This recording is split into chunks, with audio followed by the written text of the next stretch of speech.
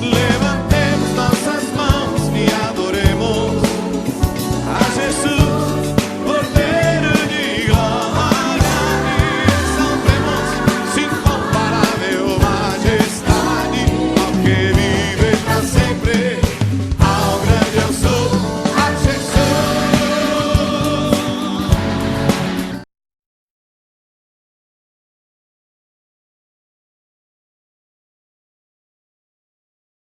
Som maior. Vamos declarar a nossa unidade, nosso amor uns pelos outros, amém? Recebi um novo, diga isso, coração regenerado. Coração regenerado, coração transformado, coração que é ensinado por Jesus. como fruto desse novo Coração, eu declaro a paz de Cristo. Diga pro teu irmão, te abençoo, meu te irmão. abençoo, meu irmão, preciosa é a nossa comunhão. Somos corpo e assim bem ajustados, Totalmente ligados, unidos, vivendo em amor, uma família, sem qualquer falsidade, vivendo a verdade, expressando a glória do Senhor. Uma família, vivendo o compromisso do grande amor de Cristo. Eu preciso de ti, querido irmão, precioso és para mim. querido irmão. Somos corpo, e assim bem Assim ajustado, bem ajustados, totalmente ligados, unidos, vivendo em amor, uma família, sem qualquer falsidade, vivendo a verdade, expressando a glória do Senhor. Uma família, vivendo o compromisso do grande amor de Cristo. Eu preciso de ti. querido Diga pro teu irmão, diga. precioso és para mim, querido irmão. Eu preciso de ti, Querido irmão, precioso és para mim, querido irmão. Aleluia, aleluia. Podemos sentar nessa noite, noite de Santa Ceia. Deus está conosco, amém? A Anne está aqui e o Hamilton. Fiquem em pé, por favor. Os filhos não vieram? Fiquem em pé os filhos lá atrás.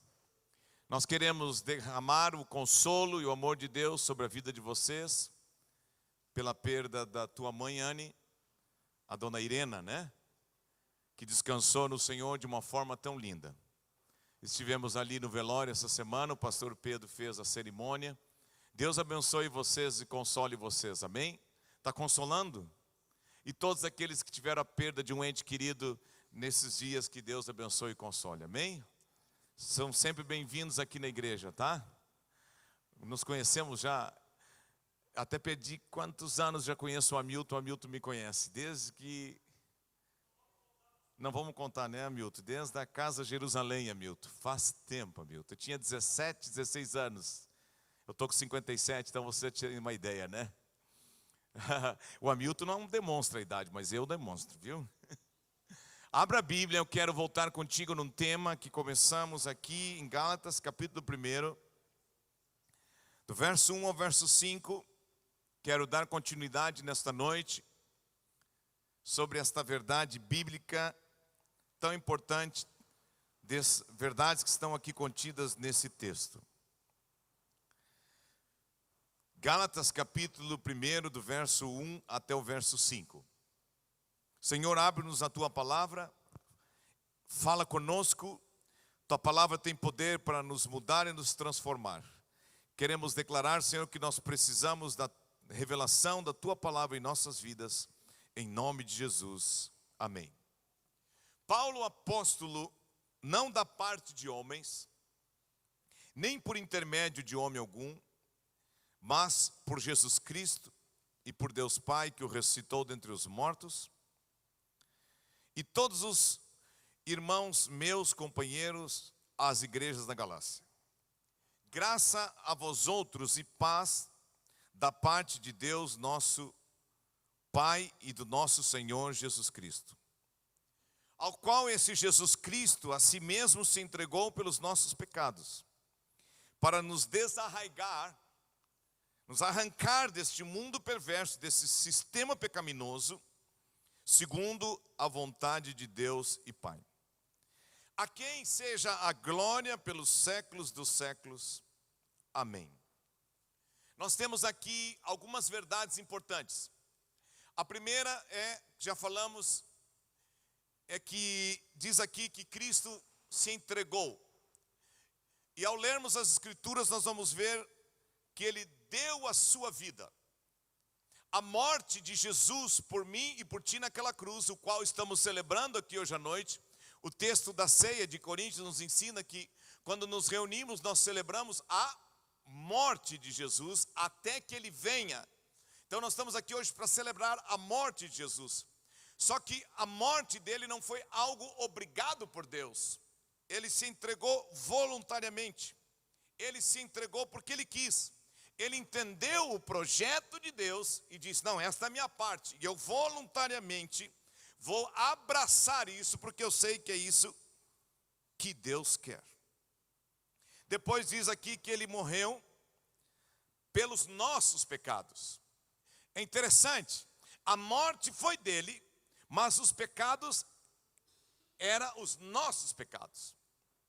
E é interessante, ao vermos esse aspecto da verdade bíblica, nós entendemos que Deus, Ele é um ser justo, santo, e Ele não pode ter comunhão com o pecado. Então, para resolver o problema do pecado na vida do homem, Deus amou o mundo de tal maneira que deu seu Filho unigênito para que todo aquele que Ele crê não pereça, mas tenha vida eterna. Então, a morte de Cristo foi no meu lugar. Ali Ele me substituiu. Ali Ele te substituiu. A Bíblia diz que aquele que morria na cruz, ele era maldito. Ele se fez então maldição por nós. Aquele que não tinha pecado algum, Deus o fez pecado por nós. E agora nós cremos, é muito importante isso, que por meio da morte e da ressurreição de Jesus, nós temos o perdão dos nossos pecados. Isso é um princípio bíblico de extrema importância que nós não podemos abrir mão.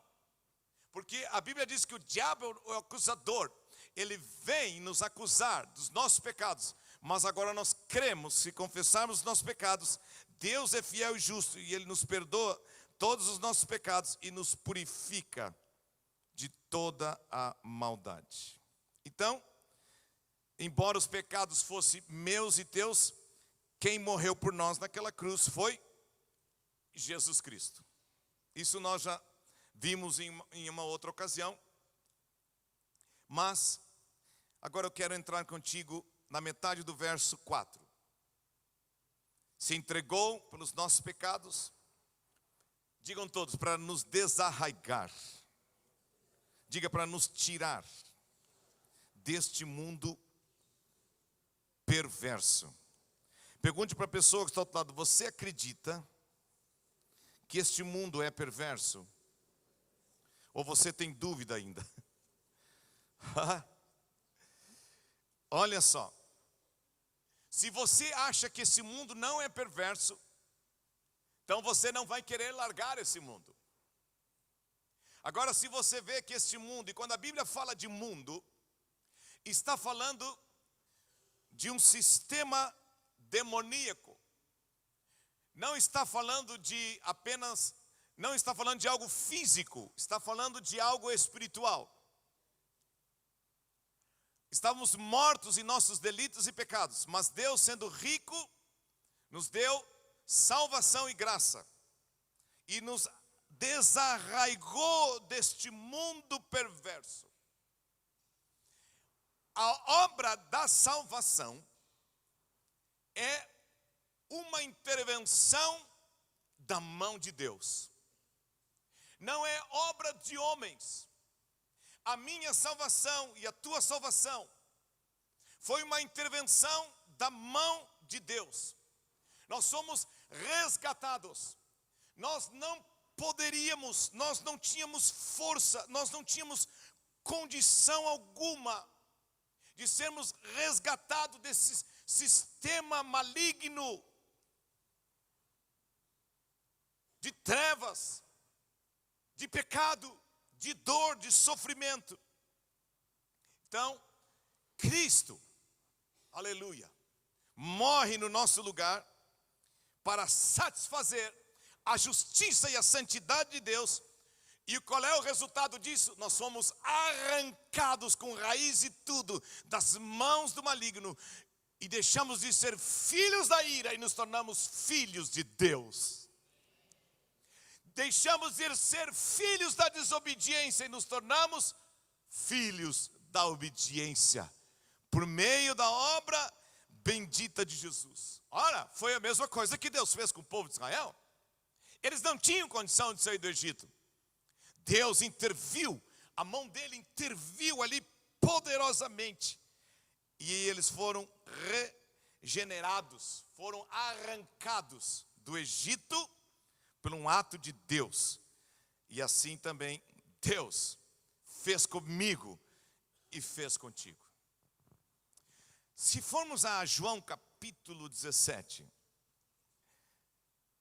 nós temos aqui a oração sacerdotal de Jesus. Quem já leu esse capítulo de João 17? Olha, se o mundo não fosse uma coisa séria, Jesus, na oração antes de ele morrer, ele não teria citado a palavra mundo aqui umas 16 vezes. A Bíblia, quando já repete um assunto ou uma palavra 2 ou 3 vezes, já é porque é um assunto de destaque. Imagina então 16 vezes. E aqui nós vemos uma coisa interessante. O verso 15, por exemplo, não vamos nos estender. Jesus disse: Pai, não peço que os tire desse mundo, e sim que os guardes do mal. Certa vez, um pregador falou uma grande verdade. A igreja é como um barquinho no mar. É como um barco no mar. Pai, não peço que os tires do mundo, mas que os livre do mal. O que Jesus está dizendo aqui é: eu estou orando para que vocês estejam no mundo, mas vocês não sejam contaminados com o mundo. Um dos grandes problemas da igreja desse século é o mundo dentro da vida da igreja. É um mundanismo dentro da vida da igreja. O que é isso? Os cristãos estão tomando decisões em cima de princípios, padrões que o mundo está regendo e não que Deus está dizendo. Cuidado, nem tudo que é normal aos olhos do mundo é normal aos olhos de Deus. Nem tudo que está na internet, inclusive no mundo, se pode dizer cristão, é algo que Deus está aprovando. Então Jesus, ele sabia que ao subir, os discípulos, eles iam enfrentar principados, potestades. E ele estava dizendo: Pai, eu não peço que tu os tire do mundo, mas eu peço, Senhor, que tu não deixe a água no barquinho deles entrar desse mundo. Pai, eu peço que eles não sejam contaminados. Eles não são do mundo, como assim eu também não sou?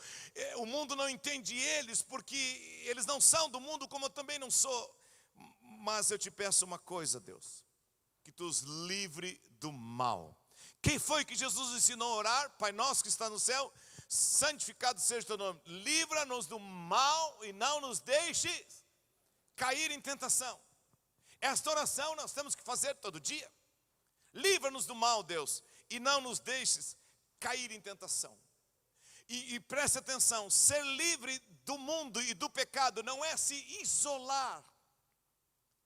Tem muitas seitas e religiões no decorrer da história da igreja e do mundo que se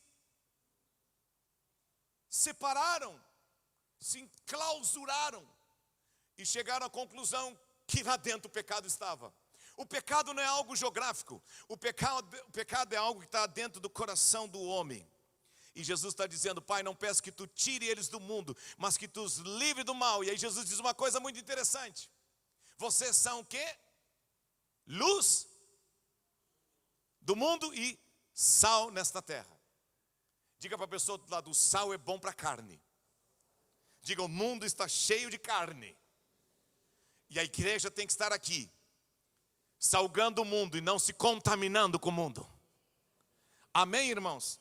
E o que disse Jesus em Mateus capítulo 5, verso 14 e 16? Não se acende uma candeia e se coloca debaixo.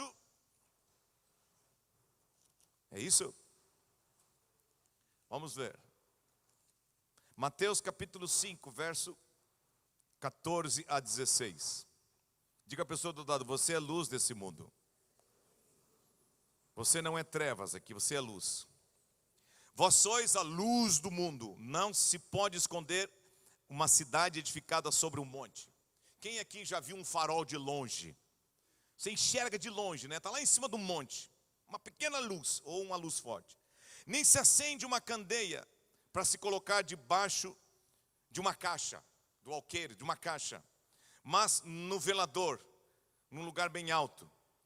Vejam só, nós temos luz aqui hoje. Elas não estão no chão, elas estão no alto, estão iluminando este ambiente. Então, ali no alto ela alumia todos os que se encontram na casa.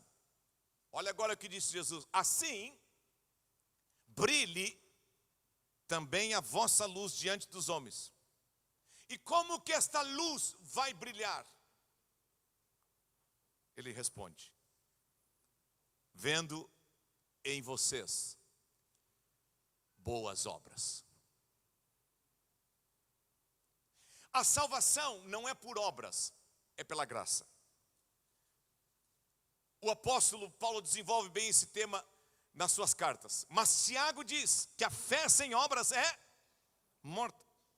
E olha que interessante, Deus não precisa ver minhas obras para mim ser salvo. Deus precisa ver a minha fé na sua graça e eu sou salvo. Mas o mundo precisa ver a minha fé e a tua fé manifestada através de obras, para que eles venham acreditar que Deus é poderoso.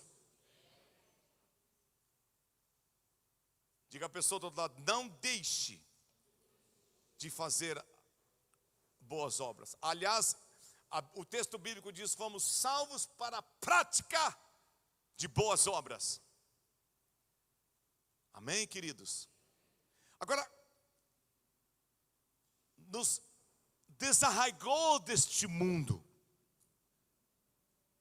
O apóstolo João, ele dá uma complementada nesse tema, quando lá em 1 João, verso 2, capítulo 2, verso 15 a 17, nos diz assim: amada igreja, corpo de Cristo na terra, não ameis mais as coisas que há no mundo. Se alguém amar o mundo, o amor do Pai não está nele. Por que que ele afirma que se alguém amar o mundo, o amor do Pai não está nele? Porque a Bíblia diz que uma pessoa salva, depois de salva e regenerada, que passou pelo arrependimento, creu em Jesus Cristo para a salvação, desce as águas pelo batismo. Eu quero te convidar, 24 de novembro tem batismo, aqui tem um tanque. Se você não é batizado, você é mais que bem-vindo. Depois que nós cremos em Jesus, nos arrependemos dos nossos pecados e nos batizamos,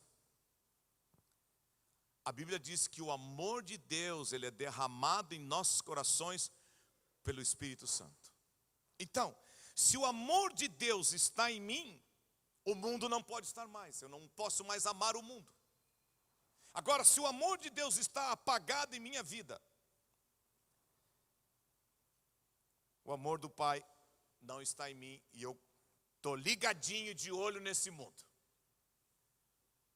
Estou achando esse mundo muito interessante. E aí ele define uma coisa interessante. O tripé sobre qual o mundo está estabelecido. O mundo das trevas. Tudo que há nesse mundo, nesse espírito, demoníaco. A concupiscência da carne. Os desejos descontrolados da carne. A concupiscência dos olhos, os desejos descontrolados dos olhos. E a soberba da vida não procede do Pai, mas procede do mundo. Olha que interessante. O apóstolo teve uma graça de Deus, esse apóstolo João aqui, e resumiu o tripé em que o mundo está apoiado. Desejos desenfreados da carne, desejos desenfreados dos olhos e soberba da vida. Se nós formos ao Éden e se nós formos à tentação de Jesus, nós vamos ver isso. Lá no Éden, o texto bíblico de Gênesis capítulo 3 revela essas três coisas: concupiscência da carne, concupiscência dos olhos e a soberba da vida. No verso 5 diz assim, Gênesis capítulo 3, verso 5. O diabo disse para Eva: Deus sabe que no dia em que tu comer desse fruto que ele disse que tu não pode comer, se abrirão os teus olhos, e digo todos, e como Deus. Qual é a proposta que ele fez aqui? O que ele estava sugerindo aqui? Como Deus, soberba da vida. Como Deus tu vai discernir as coisas. Como Deus tu vai enxergar as coisas. Aí entra a concupiscência dos olhos no próximo texto. E vendo a mulher, ela olhou para aquele fruto e viu que a árvore era boa para se comer. Concupiscência dos olhos. Agradável aos olhos. E depois diz desejo, Diz aqui a concupiscência da carne.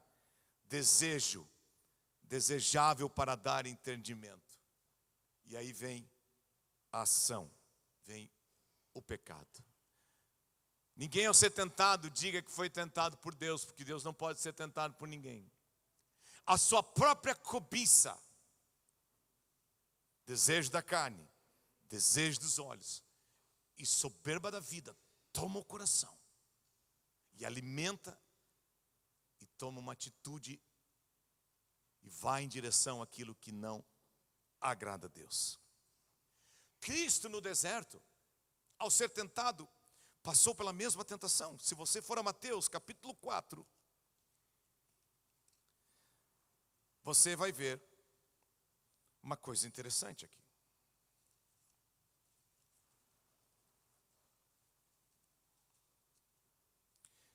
Vamos, em vez de ler Mateus, vamos ler Lucas capítulo 4.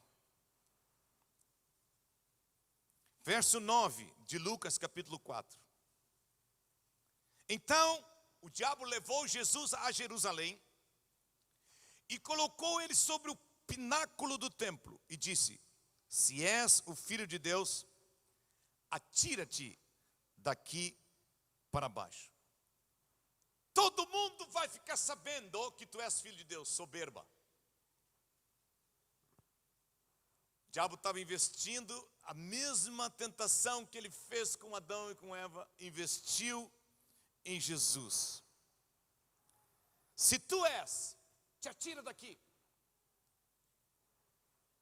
Só que ele deu na trave, como se diz por aí. Alguém só tenta provar alguma coisa quando ele não sabe o que ele é. Quer ver dois adolescentes brigar? Diz para os dois: aquele que for mais homem, dá o primeiro tapa. Aquele que está em dúvida que é mais homem, vai voar e dar um tapa no outro. Jesus não veio para estar dando pulo, gente. Jesus não tinha que estar provando nada. Salta, Jesus. Todo mundo vai. O que o diabo estava alimentando? Soberba. Prova que tu vai ser o cara, que não tem outro igual a ti. Diga a pessoa do outro lado: não tente provar nada por maligno. Tenha convicção que você é filho de Deus. Cristo não precisou provar nada. E o verdadeiro cristão sabe da sua identidade. Eu tenho uma identidade de brasileiro. Mas todos nós também temos essa identidade de brasileiro. Ou de outro país. Mas aquele que deixou de ser filho da desobediência e da ira, e se tornou filho de Deus, também tem uma identidade espiritual. Pai, Deus. Irmão mais velho, Jesus Cristo. Aquele que está sempre comigo, o Espírito Santo. Cidadão do céu.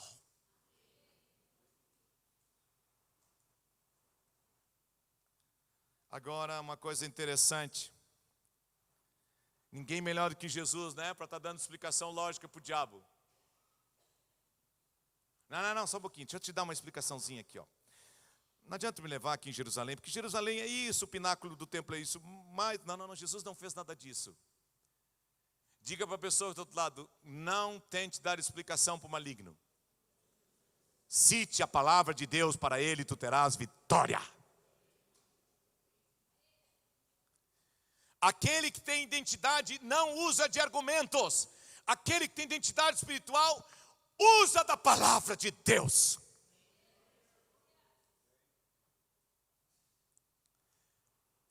Jesus ficou pensando: que proposta indecorosa, eu não vim para estar dando pulo.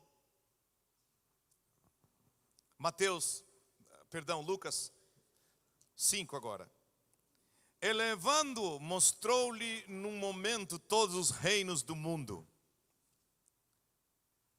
Encheu os olhos de Jesus, concupiscência dos olhos, e disse: tudo isso eu vou te dar, se tu prostrado me adorar. Será que hoje a igreja, que se diz igreja em muitos aspectos da sua vida, não está abrindo mão dos princípios de Deus e aceitando as propostas do maligno? Faz isso e eu vou te ajudar. Então, há um tripé que rege o mundo. E será que nós estamos conscientes que o diabo está usando a mesma coisa hoje contra nós? Toda a propaganda da TV está baseado nesse tripé: concupiscência dos olhos, concupiscência da carne e soberba da vida. Os caras vão vender ração de animal e colocam uma mulher seminua.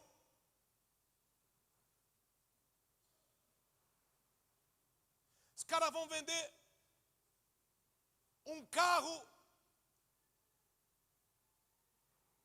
e coloca um homem que faz halterofilismo.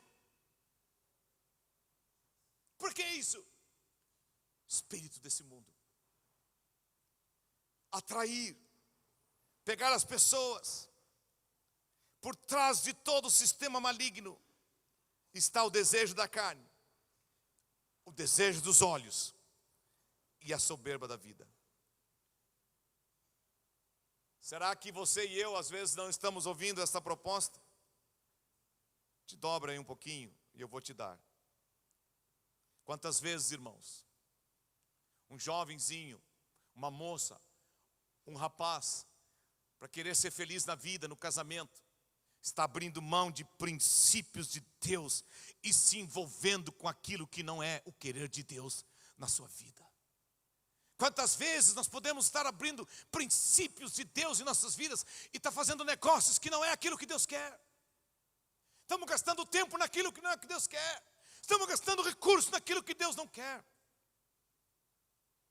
Agora é interessante que João diz, né? Não ames o mundo nem as coisas que estão no mundo, porque o mundo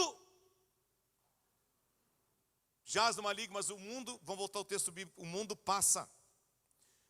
Olhe para a pessoa que está do outro lado, você acha que o mundo está passando ou você está gostando do que está vendo?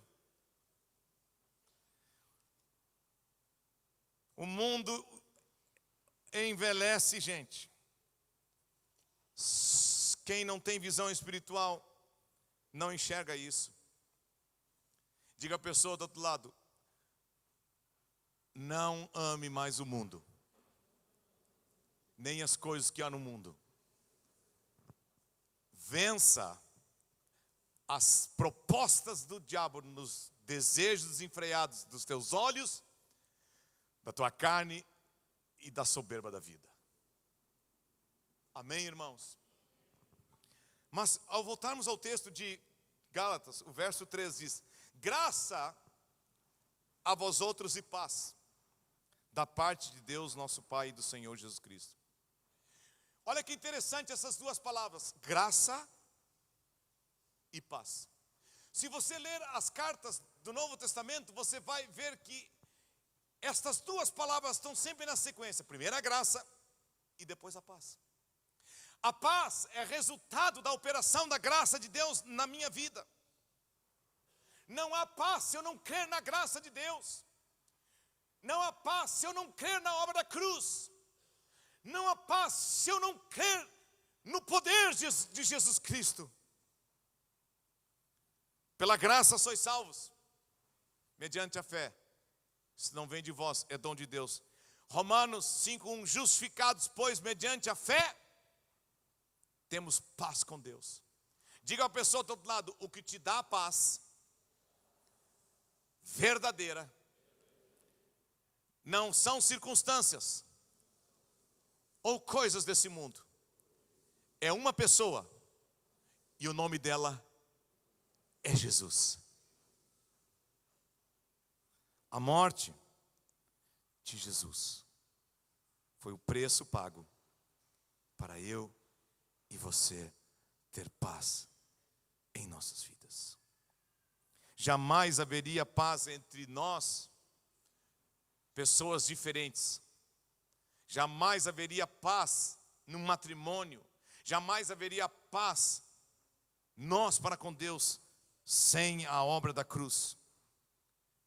A única maneira que Deus encontrou de ser justo e justificador, como diz o apóstolo em Romanos, foi através da cruz. Se a cruz não existisse, eu e você não poderíamos ser justificados. Deus continuaria sendo justo, mas nós continuaríamos sendo eternamente pessoas perdidas, sem paz. Mas o texto de Hebreus diz: agora, pois, irmãos, tende ousadia para entrar na presença de Deus, pelo novo e vivo caminho que foi o sangue de Cristo vertido por nós naquela cruz. Sangue esse que me comprou, que te comprou, que me lavou, que te lavou, que me purificou de toda má consciência. E agora eu não sou mais um condenado, um perdido, agora eu sou filho de Deus. E a Bíblia diz claramente: creiam nisso, que Ele transportou. Ele não apenas desarraigou vocês desse mundo perverso, mas Ele vos transportou do império das trevas para o reino do Filho do seu amor. E o verso 5 desse capítulo diz: a quem seja a glória pelos séculos dos séculos. Amém. Diga à pessoa que está ao teu lado: Deus fez todas as coisas para a sua própria glória. Nós temos que entender isso. Deus mandou seu filho à cruz. Deus criou o homem e a mulher. Deus criou a natureza para ele ser glorificado e exaltado e engrandecido. Deus, ele em si mesmo não precisa ser adorado para saber quem ele é. Ele sabe quem ele é. Se Deus se centralizar nele, ele é completo. Ele é perfeito. Ele é santo. Mas o problema é que, como nós falamos aqui outra vez, citando Tiago, nós deixamos de nos centralizar em Deus e nos centralizamos em nós mesmos. E a nossa centralidade, ela é pecaminosa.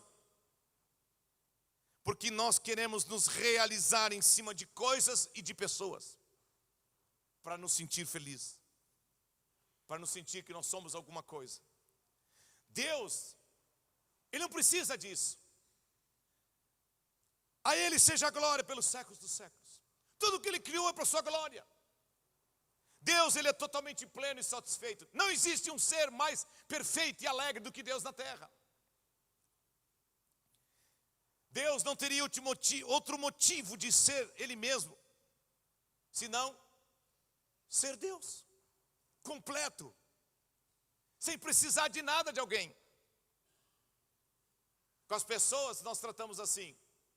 As pessoas nos pedem alguma coisa e a gente diz: mas por que motivo tu quer que eu faça isso? Qual é o critério? Por que tu quer que eu faça isso? Com as pessoas nós temos que achar que sempre elas têm que ter algo acima de nós para a gente poder fazer algo. Deus não. Deus não tem nada acima dele. Ele é perfeito. Ele existe nele mesmo.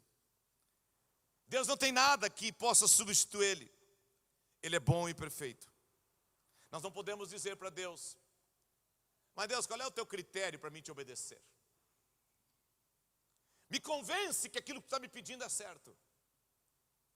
Não podemos fazer assim. Com as pessoas nós fazemos, mas com Deus não. E eu acho que nem deveríamos fazer com as pessoas, a não ser que estejam nos pedindo alguma coisa que é contrária à vontade de Deus. Diga à pessoa do outro lado: nunca diga para Deus qual é o critério, qual é o motivo que está me pedindo isso.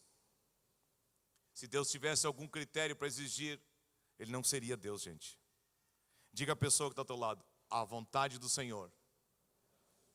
Deus é perfeito, bom e totalmente agradável. E o texto bíblico diz: tudo que ele faz é para a sua glória. Aleluia. Amém, queridos? E encerramos lendo uma oração do rei Davi. Pode tocar teclado, faz favor, é claro. 1 Crônicas, capítulo 29, verso 10 ao verso 14. Digam todos: eu creio que ele se entregou voluntariamente por mim, para perdoar os meus pecados e me tirar desse tripé maldito. Diga isso: desejos incontroláveis da carne, dos olhos e a soberba da vida. E diga: e por causa da graça dele, hoje eu tenho paz com ele, paz comigo mesmo, paz com as pessoas. E agora eu entendo, diga isso, que eu fui salvo, fui liberto, para a honra e glória dele. E Davi, ele faz essa oração: ele nos mostra duas coisas: a visão que ele tem de Deus e a visão que ele tem dele mesmo. É impossível alguém ter uma visão crescente de Deus sem também ter uma visão crescente da sua pecaminosidade, da sua iniquidade. É impossível. E ele diz assim: pelo que Davi louvou o Senhor, verso 10, perante a congregação toda disse, digam todos: bendito és tu, Senhor Deus de Israel, nosso Pai, de eternidade em eternidade. Olha o que ele diz de Deus agora: teu, Senhor, é o poder, a grandeza, a honra, a vitória e a majestade. Porque teu e tudo quanto há nos céus e na terra, teu, Senhor, é o reino. E tu exaltaste por chefe sobre todos. Riquezas e glórias vêm de ti. Deus, eu tenho uma visão de ti que tu dominas sobre tudo. Não há na tua mão a força e poder. Contigo está o engrandecer e a tudo dar força. Olha a visão que esse homem tinha de Deus. Quando eu enxergo a graça e o perdão que Ele me deu. Graça é favor não merecido, mas é capacidade de Deus para obedecer aquilo que eu não podia. Quando eu enxergo isso, eu tenho que ver um Deus assim. Digam todos: o Deus que eu sirvo, Ele tem todo o poder. Ele merece toda a honra. Toda a vitória vem dEle. Tudo que há nos céus foi Ele que criou. Tudo que há na terra e debaixo da terra foi Ele que criou. Diga: riquezas e glórias vem dEle. E digam todos: e eu declaro nesses dias, esse Deus que eu sirvo domina sobre tudo. Ele domina sobre a nossa nação. Cristo tem a história nas suas mãos.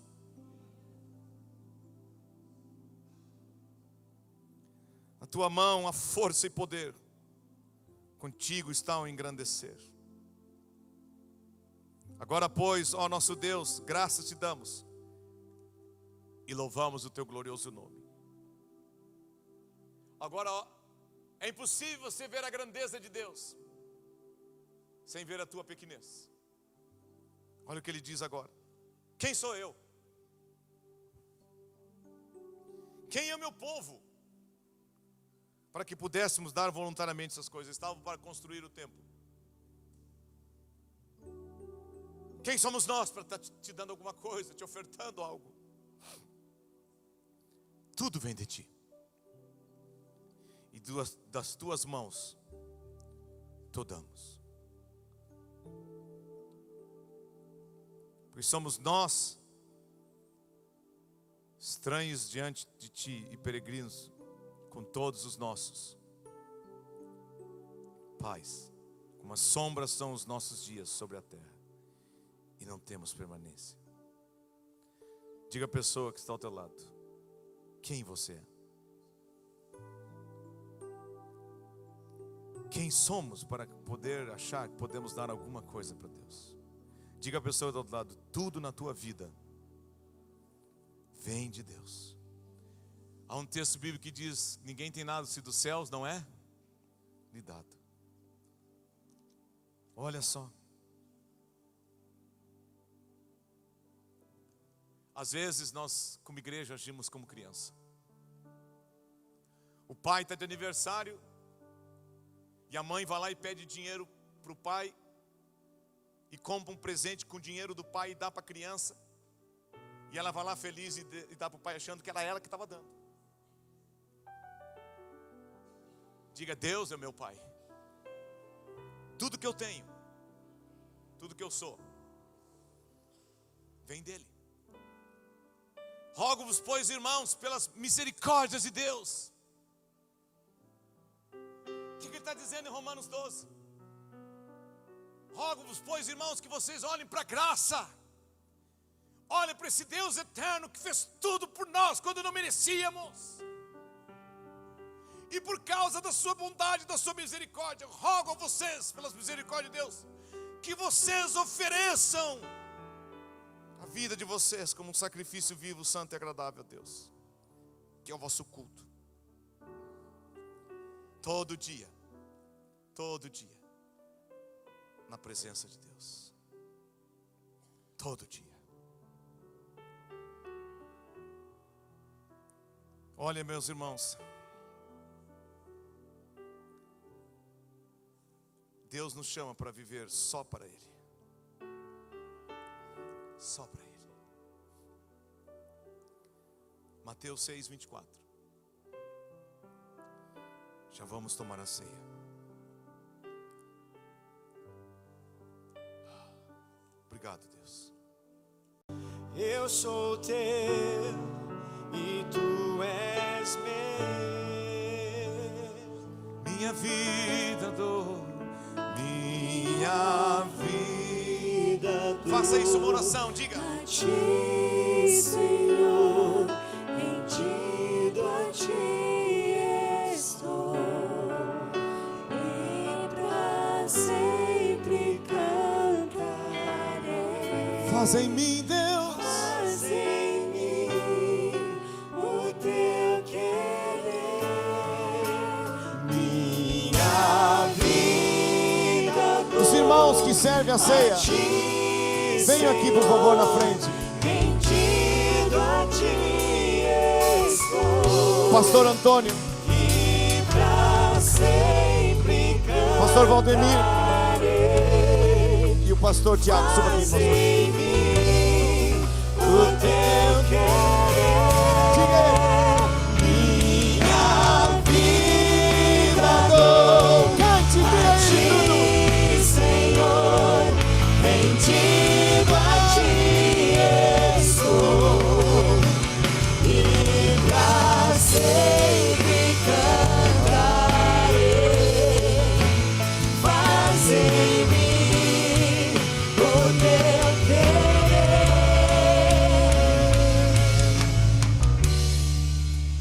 Aleluia. Eis-nos aqui, Senhor, rendidos diante de Ti, para que possamos tomar a ceia, como Tu mesmo disseste em João capítulo 6, que através da comunhão com Teu corpo e com Teu sangue nós temos vida. Por isso a palavra nos instrui para tomarmos a ceia com entendimento. A partir do versículo 23 de 1 Coríntios 11, Paulo diz: porque eu recebi do Senhor o que também vos entreguei, que o Senhor Jesus, na noite em que foi traído, tomou o pão, e tendo dado graças, o partiu e disse: isto é o meu corpo, que é dado por vós, fazei isto em memória de mim. Por semelhante modo, depois de haver ceado, tomou também o cálice, dizendo: este cálice é a nova aliança no meu sangue, fazei isto todas as vezes que o beberdes, em memória de mim. Porque todas as vezes que comerdes este pão ou beberdes o cálice, anunciais a morte do Senhor até que Ele venha. Anunciamos a cruz, o ato de amor. Por isso aquele que comer ou beber o cálice do Senhor indignamente será réu do corpo e do sangue do Senhor. Meu irmão, minha irmã, tu foi arrancado através da obra da cruz do pecado. Tu foi desarraigado, como diz a palavra, desarraigado, arrancado. Pois quem come e bebe sem discernir o corpo, come e bebe o juízo para si. Eis a razão porque há entre vós muitos fracos e doentes, e não poucos que dormem. Mas eu quero me deter no versículo 28. Examine-se, pois, o homem a si mesmo. Quem vai te examinar não é o pastor, teu esposo, a tua esposa, os teus filhos, os teus pais, os outros. Aqui diz: examine-se. E uma coisa importante que o Senhor conquistou para nós: a liberdade de nos examinarmos. Mas aqui não diz examine-se e te condene. Aqui diz examine-se, pois o homem a si mesmo coma do pão e beba do cálice. O Senhor te chama ao arrependimento. O Senhor te chama a tomar uma atitude de fé. Não estar mais preso à concupiscência da carne, dos olhos ou da soberba da vida. Enquanto nós vamos abençoar os elementos da ceia, te examine e vamos tomar em gratidão. Peça perdão. Aleluia. Aleluia.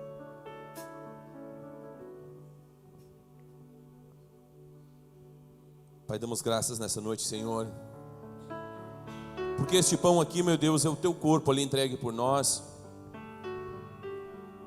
para perdão dos nossos pecados, Senhor, para nos dar uma condição de sermos chamados filhos do Deus vivo. Não éramos merecedores, Senhor, e nem andávamos preocupados com isso, mas Tu se preocupou e preparou tudo para nós, Pai. Tu planejou, meu Deus, e Tu efetuou, Senhor. E hoje, meu Deus, ao participarmos do Teu corpo, Senhor, venha nos fortalecer e nos trazer entendimento mais e mais daquilo que o Senhor está fazendo em nós e quer fazer em nós. Quer nos tornar cheios do Teu Espírito Santo, Senhor, para sermos testemunhas vivas do Teu reino. E nesses dias mais ainda, Senhor, sermos fortalecidos por Ti, Senhor, e andarmos firmes em Ti, Senhor, firmados na Tua palavra que cura, que transforma e liberta, Senhor. Obrigado pelo Teu corpo, Senhor. Te damos graças, abençoamos e consagramos, no nome de Jesus Cristo. Amém. Eis aqui, Senhor, a representação do Teu sangue, Senhor. O Teu sangue que foi vertido naquela cruz, por cada um de nós que estamos aqui nessa noite, Senhor. Sangue que foi vertido, Senhor, para que os nossos pecados fossem perdoados, para que as nossas vidas fossem alcançadas. E nessa noite, Senhor, nós nos sujeitamos totalmente a Ti, e nós Te pedimos perdão, Senhor, pelos nossos erros, por nossas falhas, pelos nossos pecados e iniquidades, Senhor. Obrigado, Senhor, por tudo que Tens feito em nossas vidas. Que nessa noite, Senhor, ninguém saia daqui condenado por Ti, porque Tu não condenas, Senhor. Tu estás aqui nessa noite para salvar a cada um de nós, para trazer a cada um de nós o arrependimento.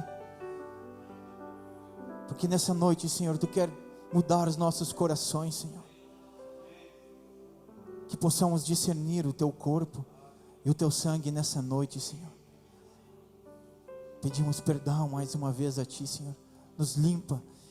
E, Senhor, que o Teu sangue venha lavar as nossas mentes, os nossos corações, a nossa vida, Senhor.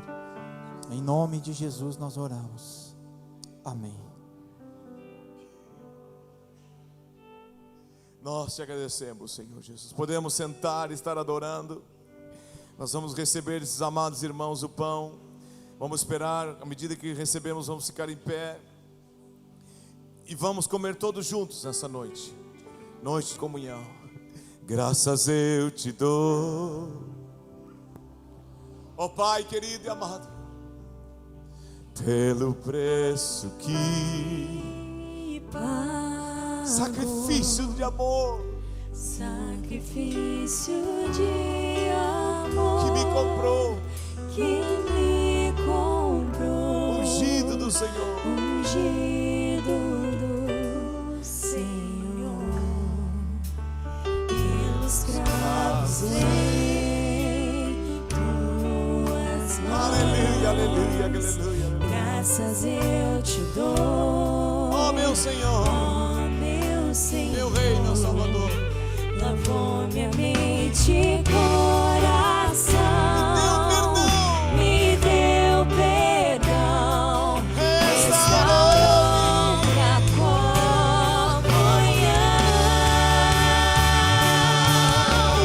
Digno é o Senhor, Por tudo que Tu tens feito, Tu és. sobre o trono está.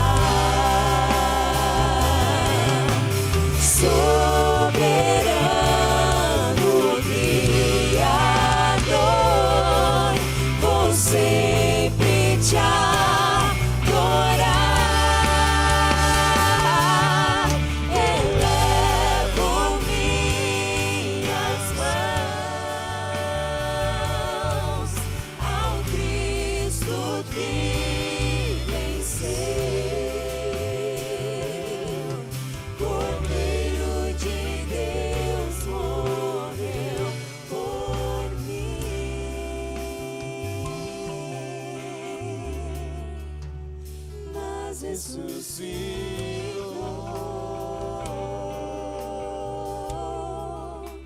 Digno é o Senhor, pelos cravos graças te dou, Graças eu te dou, Senhor amado. ó meu Senhor. Lavou minha mente e coração, Lavou minha mente e coração, me deu perdão, restaurou minha comunhão. Digno é o Senhor, sobre o trono está.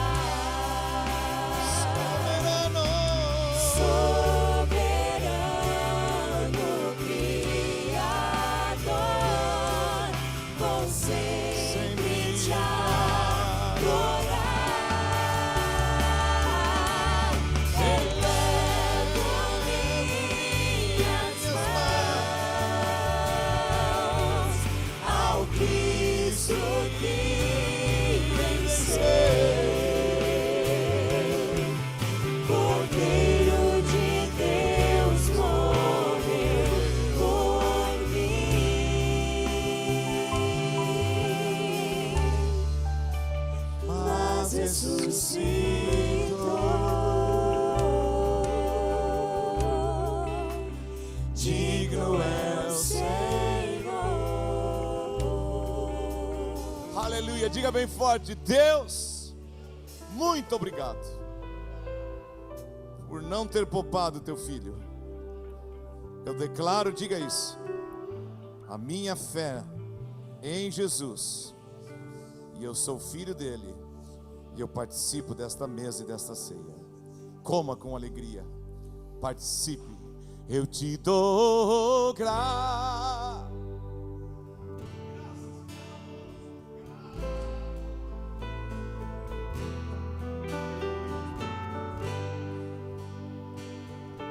Erga a tua voz e cante a Ele. Graças. Podem sentar e vão receber o cálice. E ao receber, fiquem em pé. Vamos aguardar para tomar todos juntos. Jesus,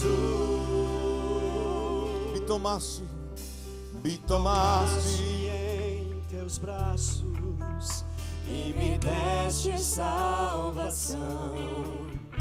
Teu amor tens derramado em meu coração. Eu não sei agradecer-te o que tens feito por mim. Só posso dar-te agora meu coração. na cruz deste tua vida. Na cruz deste tua vida E entregaste tudo a mim. Vida eterna concedeste ao morrer. Por teu sangue tenho entrada junto ao trono celestial. Posso entrar confiadamente ante ti.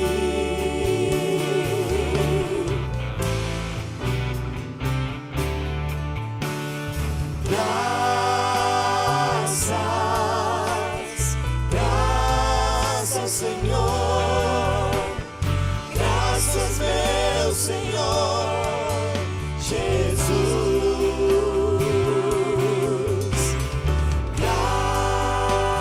Graças,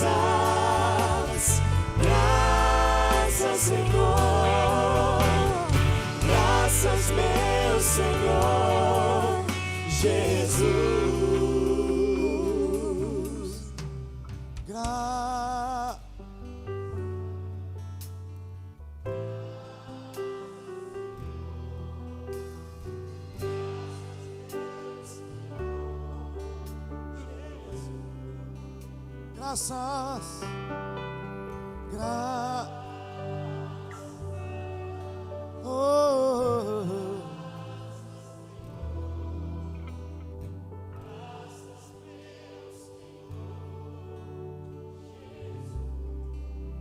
Vocês cantem outra vez, digo graças.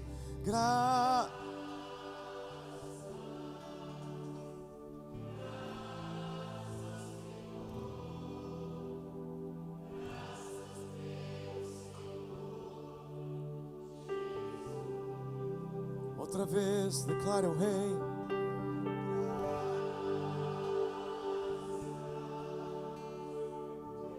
Recebe o nosso canto de gratidão pelo teu perdão, teu amor, Jesus.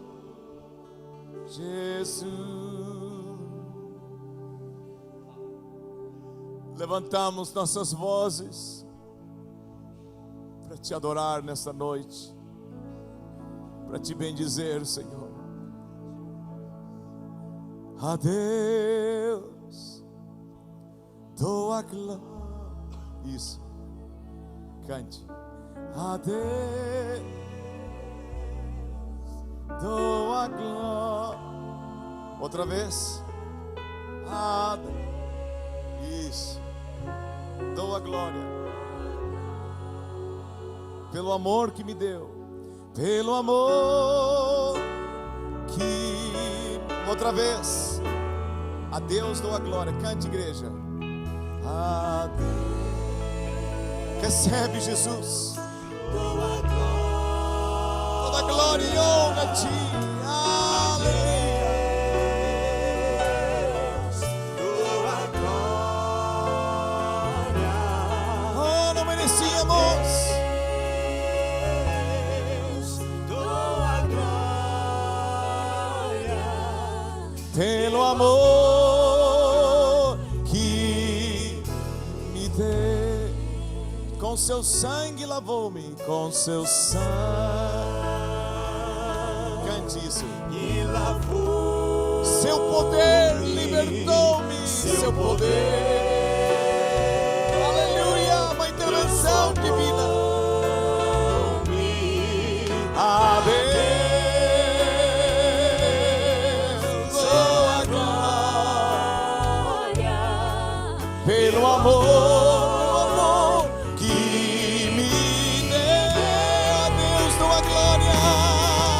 A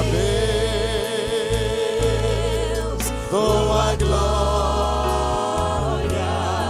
Nesse espírito de adoração, pode tomar esse cálice. A Ele damos a glória pelo que Ele fez por nós. Beba com alegria. A Deus dou a glória pelo amor que me deu. A igreja cante e diga: a Deus.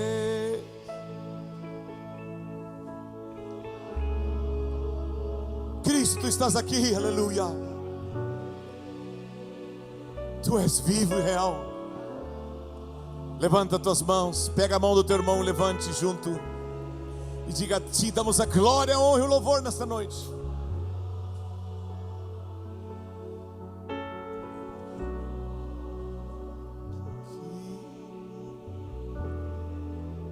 A Deus, outra vez diga: a Deus